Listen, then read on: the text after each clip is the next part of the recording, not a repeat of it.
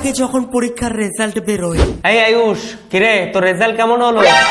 Result তুমি কি করে জানলে? আমি সব জানি, এবার বল দেখি তোর রেজাল্ট কেমন হলো। আরে রেজাল্ট তো আমার ভালো হয়নি, বাবাকে এই রেজাল্টের কথা বললে হেব্বি কেলাম। তাছাড়া এখনো তো আমার পুজোর ড্রেসই কেনা হয়নি, এই রেজাল্টের কথা শুনলে আর কিনেও দেবে না। তাহলে কি করা যায়? এই তো পেয়েছি। কিরে বল তোর রেজাল্ট কেমন হলো? বাবা জানো, বিল্টুর এবার পুজোতে 10টা জামা হয়েছে, আমাকেও কিনে দেবে তো? অন্যটা নিয়ে কখনো লোভ করতে নেই, নিজে যেটা পাবি সেটা নিয়েই সন্তুষ্ট থাকা উচিত। আচ্ছা বাবা, ঠিক আছে। নে এবার বল তো দেখি, নাম্বার কত পেয়েছিস?